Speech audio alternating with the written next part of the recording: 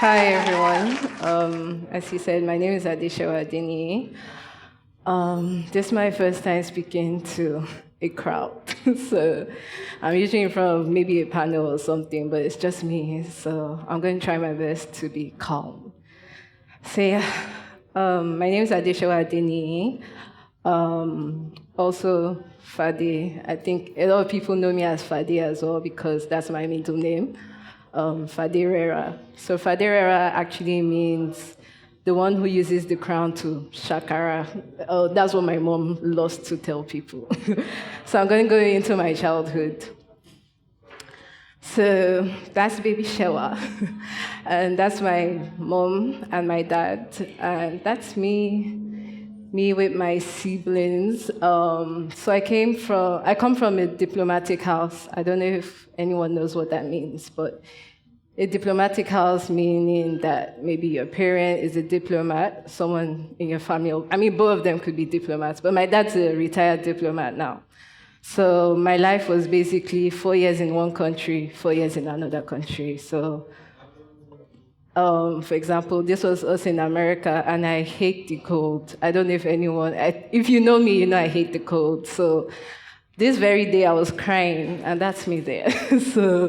And my life was basically from one flight to another with my siblings. This is my dad, my mom, my friend who I don't know anymore. So if anyone knows her, by any chance, she's in France. So I lived a very interesting life, I would say, because like when I was in France, for example, I couldn't speak English. Like now I can't speak English, but I can't speak French. So that's the story of my life in a nutshell. So this is my lineage. For example, I feel like I've come from quite stylish people. This is my grandparents. This was my granddad's graduation and his wife, my grandmom. And this is my mom carrying me. They were heading out to some party. And this is my dad and his guys there. So it's quite interesting, I feel, in terms of how fashion has always reflected in my family in some sort of way that, I mean, it's tradition to them. I always say as well, I feel like back then people didn't see, I don't know, there was fashion, obviously, but I feel like people were always looking good when we look back at them. Like they were dressing the regular gear and it was still looking good and it's quite stylish. So yeah, those are my grandparents again, of blessed memories. So yeah, in a nutshell, I'm a daddy's girl. I feel I always say like I look like my mom and my dad, but in reality, I know I look like my dad. So I'm a daddy's girl, and I owe a lot to my parents. I cannot even lie to you, because paying international school fees is a lot. And like, I mean, we go to uni in UK, and you have people who pay their fees with student loans, and my parents were able to pay upfront, and I'm forever grateful to them. There's no way I could ever pay them back, but I'm really grateful. So this is me, freshest year with my friends who I saw recently in the UK, and I'm a 90s lover. Ni always says that I love being the sheer butter baby, but that's literally my life. I love 90s music. I love blackness growing up. I think because I also grew up in America, and the reality of things whereby when you do watch TV, you're not seeing black people, you're not seeing people who look like you as a child, really was a thing for me. And in terms of appreciating my skin, I actually went through some trials of not appreciating blackness. And so now I'm literally the opposite. I'm like pro-black. I will shove down being black down your throat. So yeah, I'm a diplomat baby once again, traveled and traveled. So also with being a diplomat baby, you don't own on to friendships in a sense, because you're literally hopping to another country, you're hopping and hopping. So it's just like, who do I keep my secrets with? Who do I tell my story to in a sense? I mean, you have your close family, relatives, and stuff like that, but you also learn to be quite independent because you're literally by yourself in a sense.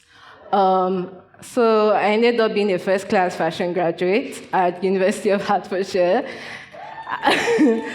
So that's part of me, and I really appreciate this one. I'm a Haribo addict.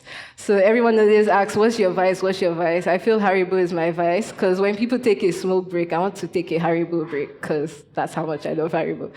I'm a Christian. Christianity is a lifestyle to me. It's in everything I do, the way I think, the way I live my life, in major sense. Love of art. I love going to exhibitions. I mean, I used to paint. We'll get into that. And I call myself a revolutionary, similar to John Lewis, in terms of if you see something that's not right, speak up, say something. You could be just some guy talking to some babe some way. Like, there are times where I'm like, nah, that's not going to happen. So that's revolutionary in different aspects of my life. So my early influences now. So when I go into my early influences, I'm not trying to be cliche, but when I was growing up, my mom used to record, I don't know if anyone remembers Fashion TV, but on DSTV, I'm plugging DSTV. on DSTV, my mom would literally record Fashion TV, and she would like, Shewa, I recorded your show for you, so you can go and watch it. Project Runway, gosh, I was on Project Runway. My mom recording that. America's Next Top Model, that was like my top tier reality shows. So similar to me, Diplomat, we lived in France for about 4 to 5 years, and I'll say at least once a year we went to Disneyland. So I went to Disneyland so much that they gave me an annual passport that I could come to Disneyland whenever, back then when I wanted. And Sims, I don't know, I feel like Sims was something I did. Like, my parents would go to bed, my sister and I would literally switch on the CPU and then we'd play Sims and like set up the whole house for the family. Barbie, I used to have, so my parents for some reason never bought me Barbie dolls. I don't know why. So I had Barbie magazines instead, and in my head I was like, come out, the Barbie is coming out. I don't know, I was a child, but yeah. And my favorite book of them all, Hugo. I feel I was a nerd when I was growing up because I loved this book with my heart. Like, there was a situation where one time we were having dinner and I saw my Hugo on the staircase. I was like, Mommy, who touched my Hugo? Like, how dare they put it on the staircase? So I was in love with this book. Like, this was my Bible in a sense. So now I'll go to my inspiration. I feel Nii is already like, obviously, Lauryn Hill is there. So Lauryn Hill is like my all-time inspiration. A beautiful quote of hers is, the real you is more interesting than the fake somebody else. And I believe that with 110% of my heart. There's no reason for me to fake who I am. I'm shy, I'm an introvert, I don't do this, I don't do that. It's me, like, that's who I am. I like this, I like that. To some people, it might be awkward. Sometimes I classify myself as the awkward black girl, if anyone's watched Insecure. So that's Lauryn Hill. Then we have the late Cicely Tyson, and a favorite quote of hers is, the moment anyone tries to demean or degrade you in any way, you have to know how great you are. Nobody would bother to beat you down if you were not a threat. And I stick with that because we're moving back to Nigeria. There have been different blows, different words, different things you're hearing of people saying about you, but you're paying attention at the end of the day. So there must be something I'm doing that is making you feel like I'm a threat. And then the late Virgil Abloh as well, in terms of life is so short that you can't waste even a day subscribing to what someone thinks you can do versus knowing what you can do. Similar to, I think it's quite similar to everything in terms of like, life is short, do you, be happy with what you're doing as long as it's not affecting anyone else negatively. I think it's very key to be who you are and not subscribe to what anyone thinks about you and just believe in yourself and to keep pushing. So I've been traveling. I'm just trying to wrap up my life. But I went to boarding school for like a few months, and then from there I went to Unruly. I got admitted to Unruly. Can anybody guess? Am I able to do this, by the way? Can anyone guess what I was studying in Unruly? What do you say? Anyone? I was studying physics. So I went to Unruly and I was studying physics for a month. It was literally a month. Then my parents called me in Unruly. It's like, Shewa, what do you think about moving to UK? I was like, I don't like UK. It's rainy, it's gloomy. I don't want to go there. Few days come back. Few days come back again and they're like, Shewa, I'm actually not asking you what you want to do. You're going to the UK. Your dad got posted to the UK, so you have to go. So I was actually really upset because for the first time in my life, I was independent. And I was like thriving in this, sorry.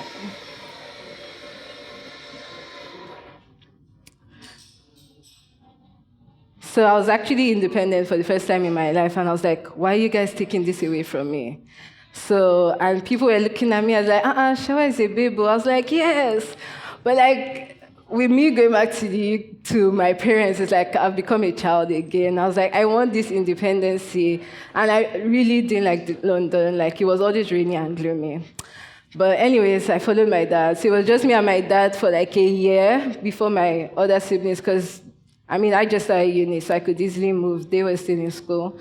So from that, I started my A-levels, and I was studying graphic communication, physics, and ICT.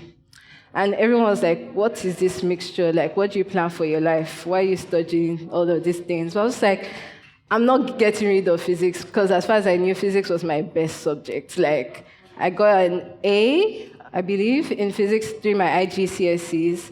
Okay, I also studied IGCSEs in Botswana. So I got an A there, and I was like, I love physics. In my head, I was going to be a lecturer in physics, because initially I wanted to be a fashion student, a fashion designer. Based off my history, but I loved physics. I was like, but I could be a physics teacher. Anywho, so that started, and I started doing graphic communication. I was loving that, and my physics, my one true love, wasn't loving me back, because I ended up getting a D in physics during my A-levels. So after that, it was like, sure, I think you should pick up media. So I picked up media studies, and I carried on with my courses. So, I did some artworks, did some origami, and graphic streetwear work. I continued with graphic communication, and that landed me an award with the Royal Society of British Artists. So this... Thanks, guys. So this was one of the works, and if you ask my art teacher, she'll know how long it took me. It took me like weeks on weeks, and she's like, Shewa, you have not yet finished. I was like, I'm so sorry, I haven't. But yeah, so this was one of the works. So then we move on to uni. So now, I think with uni, everyone's always asking me, Shewa, what do you study? I'm like, I study fashion. They're like, and your parents allowed you? But yes, they allowed me. It wasn't so easy, because my mom believed I was meant to study fine arts because I already loved arts. And my dad was like architecture because physics, art, something. And I was like, but you're literally the one who's been recording all these fashion shows. What were you thinking was going to happen? So it was literally a battle. It wasn't a battle because, it was still within the arts area. And then it was like, go to America. Maybe you should go back to France. And I was like, so we did a lot of tussle. And then I got admitted to UCA, which is University of Creative Arts. But I didn't end up going because the fees realistically was much higher than University of Hertfordshire. But I'm definitely grateful I went to University of Hertfordshire because I got to meet amazing people as well. I studied fashion, and it was later in the end, it was like, tailor, that's what my mommy was doing. That was my dad. I was just like, what do you mean? But anywho, we got there in the end. So I went to University of Hertfordshire, worked on different projects. We worked on the BMW IA project, so it was about sustainability and making clothes that were sustainable, similar to the BMW i8 that's green. Then for my final year project, I'm very big on Nigeria, even though the leaders are not. But I'm very big on Nigeria, and I knew I wanted to reflect that. I wanted to showcase my country. I wanted to speak up about the amazing things that is happening in Nigeria. So this collection is called Echo 2911. It was reflecting on the city of Lagos in itself and also men in terms of the way guys dress, the Lagos big boy, which in a sense is a twist because a Lagos big boy would wear lace shirts and feel sexy, and they don't feel they're anyway connoting feminine connotations, but it's just like to the outside world, it's quite feminine in terms of what people view as feminine. So it was very busy. It was a very busy print to reflect the city of Lagos in itself. It had textures. When you feel the fabric, it had like velvety textures to also reflect the texture of Lagos in itself, and then the lights which illuminate once you flash it because the city never sleeps. So this was the project that landed me at first class, and I worked on a dissertation, and hair is also something that's very big for me because it tells a story. Even like dating back, hair was always telling a story about where the person is from, about their lineage. So I worked on my dissertation was around black hair, so I worked on a documentary, and there was some writing happening, titled My Hair Cannot Be Tamed, meaning what it means. You cannot tame black hair. And so I took a year gap whilst I was in uni, and I came to work with Adesewa. So I worked with Adesewa for 6 months, working with her and the team on some of her collections and also like bespoke outfits. Before my year gap, actually, I worked with Underrated London. They're nowhere to be found right now, but this is where I got introduced to Jacob Banks, Daniel. This is where I got introduced to Jacob Banks. I was a content intern there. And then, so I went back to UK to do my other 6 months, and I interned at Erdem. So they're a luxury women's wear brand in UK, and that was me and my chubby face at the backs, behind the scenes. And also whilst I was in London, so Diola was like, oh, Shewa, we're coming to London, working on a commercial. I don't know if anyone saw this commercial. It's called Biju something, I can't remember. So we worked on it with Meji Alabi. So, that was a nice time. But yeah, that was my uni and uni gap life. So now we come to gown sports, and this phase is called adulting. So I moved back to Nigeria, and I'm like, I'm going to start my brand. And I'm like, I'm going to make sure it's made in Nigeria, everything is in Nigeria, we are possible, kind of a thing. And then I got humbled because I saw the realities of what the fashion industry is in Nigeria, and the fashion industry in Nigeria is a quite peculiar one because there's a lot of foundation in reality that has not been set, and I feel it's best we don't lie to ourselves that is the case. I feel like for me, it's a thing whereby in the UK or internationally, if people are like fighting over, oh, who is this, who is that, I think there's a bit of justification because at least there's a structure. On my part, that's what I feel. But I can't go to Yaba Market now and there's a situation whereby, oh, you can't find this color of zips. You can't, the invisible, like everyone knows, invisible zips in Nigeria are terrible. Like they wear out. So it's just like, so what are we kidding ourselves? I'm not trying to shade anyone, but what are we kidding ourselves in terms of what fashion is in Nigeria? We are extremely talented, we're extremely creative, but there's so much that needs to be done within the foundational levels. And so when I came back to Nigeria and with the hopes of starting my brand, I got humbled because the things that I thought was like, it's not that situation. It's not so easy to find fabric. You can't print fabric in Nigeria for a fact on a roll of fabric. You cannot print it in Nigeria. And we wear so much prints. I'm not trying to make this a thing, but we wear so much prints in Nigeria and we cannot print it in Nigeria. And my whole collection was surrounded by printing of fabrics because I designed my fabrics. So that started, and then Diola was still like, okay, Diola, they were like, when you're coming back, let us know. So, they even called me literally when I landed. They was like, oh, are you back? I was like, oh, yeah, I'm back. So I started working with Diola, and I was like, I'm not sure this is the direction in which I want to go, because I want to do more menswear. I want to also do more ready-to-wear pieces. And then that's where Nii, once again, came in. I was like, oh, there's this company called Gown Sport, so I think they'll be a good fit for you. And I was like, okay, sure, let's try it. So I started working at Gown Sport. I started off as an intern during my NYSC years. And I was heading a team of like 4 tailors. I was like, but I'm an intern, no. But I mean, I did it. There were tears, and like, the one thing I could say was like, even with the tears, Mubarak, the CEO, was like, Shewa, you can't be crying here. You're literally leading a team, so you need to have that strength to like speak up for what is the things. Because another thing in terms of infrastructure in Nigeria is that you have tailors, you have people, they're amazing, but they aren't also trained in terms of like how to do things in the fashion way, if that makes sense, in terms of the skills that is needed. So it's literally trying to retrain tailors, there's an easier way to do things. So it was literally all those battles that I had to deal with. And I mean, I worked on from being an intern, creative associate, then I became a creative associate, fashion associate, and then I was the head of fashion at Gown Sport. So I worked at Gown Sport. I say work now because I literally resigned last week. So last week was my last day at Gown Sport. So I was there at Gown Sport for 6 years. We worked on different projects for different clients and the likes.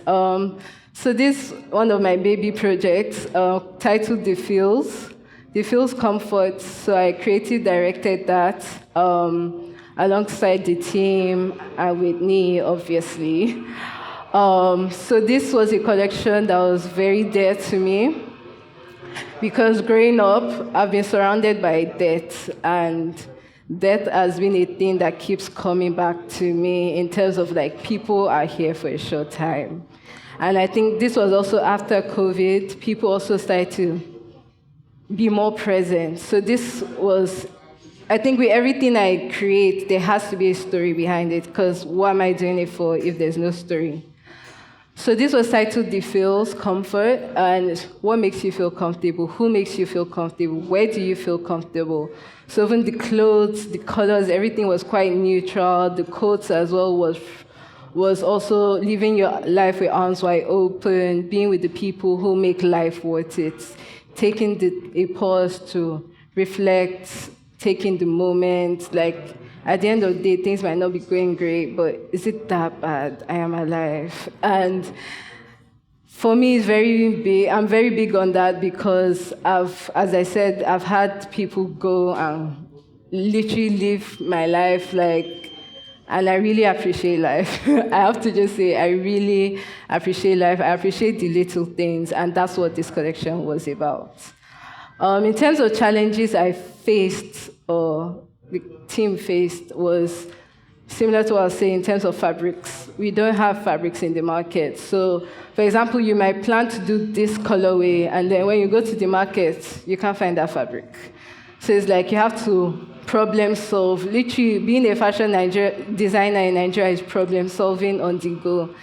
Because you can always say, okay, you've seen this fabric, it matches. By the time, maybe like the next day, you want to buy the fabric, it's not there again. So the market is very volatile. And yeah, so similar, we had fabric issues, we had construction issues, but in terms of construction, I was able to take part in that because I did study fashion. So I was also able to assist with pattern cutting to ensure it was the exact fit I wanted. What were our other struggles? I'm trying to think. I think funds, let's be realistic. Funds were the other struggles. I mean, this was great, and people always talk about how great it was, but there was more to happen that didn't happen. But we also we did great partnerships with Demonia, with Chandler Class, so it was a partnership, and I think this also just reflected the beauty of collaboration. I'm very big on collaborating with different people, different creatives, and this showed that it is possible. So, so that's a triumph. The beauty of collaborations is possible. So I connected back to the why of why things were possible. in terms of even roadblocks, we had people saying, oh, this is not possible, because I wanted embroidery over embroidery, and they're like, oh, you cannot do that. I'm like, why? So for everything people say, oh, you cannot do it, I'm like, why? Can we test it out? I don't believe we can't do it until you actually test it, and I see it's not possible. Then I'll be, let's try and go back to why we're doing this kind of a thing. So yeah, that was Phil's. So another project under Ganspo I was working on was J. Dot with Moyo, Annie, and Toby, who is in here. So I helped with creative direction and product development. So we had J. Dot last year, and then we had it this year in Abuja and Lagos for Jameson. So these were some of the designs we had worked on with for Jameson. Sorry, excuse, I can see this is blurry, but yeah. So this was some of the designs we had worked on. They wanted to reflect Lagos, obviously. They wanted to also reflect Nigeria and that merging of collaboration. But it's also like, it's not just merch that, oh, you see and it's like a uniform. They wanted it to be things people would actually see and want to buy. And that is also key for me, because I'm not going to start rocking things where it's just like uniform. So this was the last one. I think this started off with Lagos last year. This was Abuja. We did this for Abuja. We worked on a scarf print. So I wanted it to reflect like Adire dye, and that's how we got that. And also with Jameson, in terms of the colors, they have a brand guide. You have to stay within the colors. You can't be doing too much, but you should be creative, but you can't do too much in terms of how far you go. Your creation is still within the space of what that brand guide is, if that makes sense. But I always try to let's try and do something different, which was what came about this lace shirt that we did this year. So I wanted it to be a lace shirt because I've had this dream of lace shirts for so long and dyeing it. And then I was like, okay, we're going to put this J signifier on the shirt, but how are we going to do it? Are we going to print it? What is going to be the method? So each time I'm designing, I'm also thinking about how would this item be produced? How would it come about? And I was like, I want that to be embroidered. And people are like, how on earth are we going to embroider on a lace shirt? And I'm like, we're going to try it out. I'm not going to say, oh, no, it's not possible. Like, everyone's like, sure, I can see what you've done. You brought Wahala again for me. But I'm like, I don't believe it's Wahala until we get there. And it was like, are people doing Ashwebi? Why are we wearing lace shirts? There's this connotation, because, they don't see all the time. But I feel like globally, people wear lace shirts anyways. But you don't see things all the time, so it's just so many questions, and goes back to don't listen to what people are saying. It's like, you know the reason you're doing it. You know it's possible. You know it's going to work out. And even if it's not possible, it's not the end of the world. We'll find another alternative. So in terms of the blocks I face, fabric and consistency. I feel with every project in Nigeria, fabric is always going to be a roadblock. Because you buy a fabric, and in terms of the yardage they have, it's not that many. You want to make, for example, we were making swim shorts, and this was sublimated. I don't know if anyone knows about printing, but sublimation means you have heat transfer paper, then print it onto the fabric. But for this fabric, for example, you have to buy it as white, and then the print gets sublimated onto it. So imagine you go to the market and you need 100 yards, but they don't have 100 yards. They have 50 yards here, 20 yards there, 30 yards there. So you're like, okay, give me. But then when you start sublimating, the fabric weights are different. The fabric blends are different. The colors are slightly off. So when you start sublimating, you're realizing this green is not the same green. So you're literally having to start solving puzzles of, oh, which leg can match this leg? Which back can match this back? Is this Jameson's green shade, or is it Jameson's not green shade? So it was literally, we had to buy so many yards of fabric. I'm not even going to lie, we had wastage of fabric. I'm so sorry. We weren't sustainable in this end. But at the end, we had staff that had swim shorts they could rock. But that was the situation. And as I said again, naysayers, once again, and also lack of infrastructure. Lack of infrastructure because in reality sense, if you had a set infrastructure, you'll be able to go to a factory and buy enough yardage, and you would even have them sublimate it already. Sublimate it already in a sense whereby you're able to print per pattern. I don't know if anyone knows that, but you're able to have digitized patterns done all digitally, and the print is literally placed, so that way you're not having fabric wastage. You're having everything printed to the sizes that you do want it, and life is simple. But that's not a thing that happens, at least as of now, in Nigeria.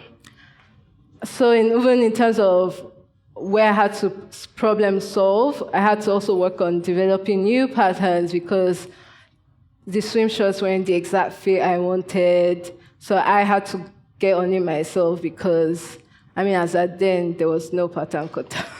So I literally had to work on developing the patterns myself to get the exact fit. And then even in terms of prints, so this was a print that Ni had pushed in terms of getting this print, and it's amazing to have designs. It's amazing to have designs, but it's can it be possible? Yes, but it's also limitations because, for example, in Nigeria, there's also screen print. There's screen print method. But with screen print, we have water-based screen print and you have plastic-based screen print. In Nigeria, you only do plastic-based screen print, and that's why it's thick. That's why when you feel the print, it's quite thick. And because of infrastructure, again, nobody has a factory in a sense that can have water-based screen print because you have to control the weather, you have to do this, you have to do that.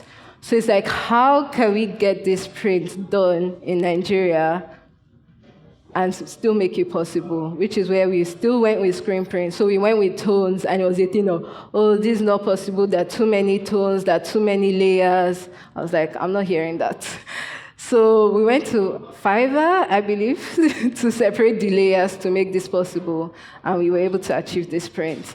So this was I think you saw the mock-up previously in terms of the Jameson shirt, and I was extremely pleased. And before, all the tailors were are we wearing a shabby? And when they saw it, all of them were I want one, I want one. So I was just you guys literally put energy out, and then at the end of the day, it's a thing whereby you're having that energy because that's what you feel inside. But when they now see it, everyone wants a shirt. But if I listen to them is it a shabby? Let me not do it. It's not a shabby. This won't have been possible. And even from this whole Jameson project, we've had sold out pieces. People also send it to me. It's Shewa, do you know how I can make this? Do you know how I can do that? And I say, of course, we do. But it's a problem solved after a problem solved. And that's just the reality of things. So now we go on to by Fade. So I started off by Fade, from my name, Fade, Faderera, and by Fade meaning by me. So this style of with people always, referring to me, asking me questions, and I'm you know what? I believe I am a nice girl, but it was just I still need to make some profit in the end of the day. So I started off by Fade, and in reality, sometimes I actually don't. I just do it because I'm here to help in a sense. I know the lack of knowledge that there is sometimes, and if I can help, I might as well help. It's only when it's some serious situation, I'm okay, I might have to bill you for this one, kind of a thing. So under by Fade, I worked with Dunsi Wright for her exhibition, which was, I believe, last year? I can't remember the exact year. So I was production management, so ensuring the whole exhibition ran smoothly.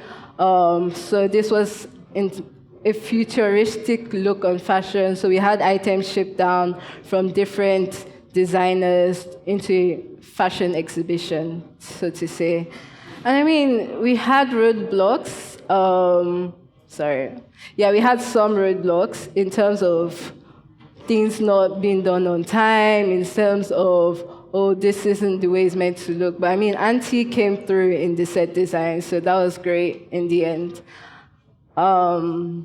Then under by Fade, I've also worked on Homecoming. So I started working on Homecoming in 2019 from Ifeanyi Nune. He just was Shewa, come join, and I joined. And so from there, from 2019, I worked on, I believe, 2 other projects. with homecoming. I just didn't do this year. And so I usually work on the customization session in terms of customizing items with homecoming. They have stamps. Previously, they had the heat press badges. That was in 2019. Then they had a collaboration with Dye Lab in terms of having items dyed. And last year, I was more of managing the team in terms of the retail team, making sure like everything, inventory was on check, items were being sold, merchandise were displayed well. And then also under by Fade, I started working with Cocoon this year. Cocoon is a music label based off of Port Harcourt. So they're like, oh, sure. Well, Bella was like, Bella and I are quite good friends, and she wanted me to we've been wanting to work together, and she was like, oh, let's try styling. And I like styling, but I just don't like styling for anyone or just anything. But I was just like, it's Bella, so I'll try, give it a go. And I have other people joining me on this project, and we'll see where it goes, to be fair. And then whilst doing that, I've worked with Unruly. And we worked on a photo shoot last year, December. So we had a photo shoot with Rosemary Alaba, and this went pretty well. So I had to reach out to art designers in Nigeria to pull pieces. Also, I was just production, to be fair, getting the right makeup artists, getting the right stylists to make things possible. And I worked with Daniel as well. And then, so we also did a shoot with Kida Kuds. Around the same time, so it was like a December issue. And yeah, that went well. Then now my next journey has taken me to, I said I've resigned from Gownspot. So in the midst of that, I started working with a PR agency. I don't know, I just wanted to see what it has for me, to be fair. So it's an experiment, I would say.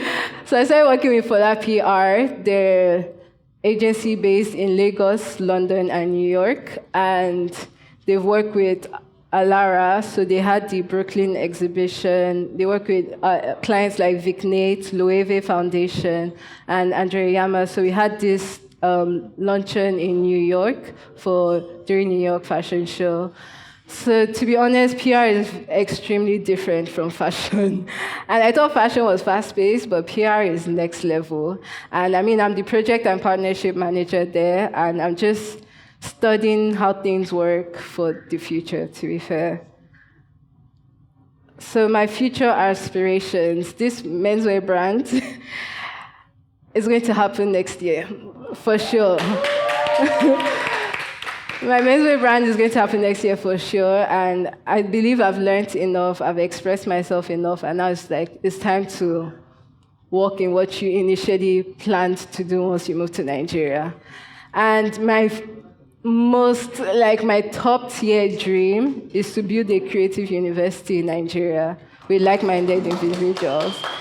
Because I just believe why isn't there one? And I feel sometimes it makes me quite sad, and people say I'm emotional, but there's just so much talent going to waste. And I'm not even trying to be sad or anything. There's a lot of talent going to waste, and people struggle with, I'm not finding this course good, it's not working for me. And it's just maybe because that's not what you're meant to be doing. Maybe you're meant to be a game designer, but you don't know. Maybe you like fashion, for example, but maybe you're meant to be a textile designer, but you don't know that because that hasn't been shown to you. And I believe it's possible, and it's a big dream, but that I'll say this is the dream that I'll be yeah, I've hit it. I've hit it because I've been able to touch people. I've been able to transform people's lives. I've been able to get people to see how much more there is to life. So yeah, that's me in a nutshell. And I end this with, your fear of looking stupid is holding you back. And I say this because I think whilst I was studying as well, one thing I learned how to do is network. And even now, everyone's like, Shewa, how do you know these people? How do you know this person? I literally will slide in your DMs saying, I like what you're doing. and just keep contact. On LinkedIn, I'll find somebody, I'm saying, hi, I saw this, and it's just, I believe there's no limit to what you can do. Like someone was telling me, oh, I'm trying to reach out to maybe the British Fashion Council, and it's like a friend of a friend who knows a friend knows someone who works at British Fashion Council. And it's not hard. It feels hard, it feels heavy, it feels so far off, but it literally doesn't stop anything. Like, I was at a show at the VNA, and I saw Charlie Mace. I don't know if anyone knows Charlie Mace, but he's like a UK vlogger guy. And I literally just walked up to him and I said hi. And that was literally it. I liked what the content he does, and I just wanted him to greet him and be like, I like what you do. So I feel like there's always like, what do I say? Sometimes you don't even need to say anything, just hi. And hi, Honor. So, like, that's literally it from me. So, I don't know if anyone has any questions.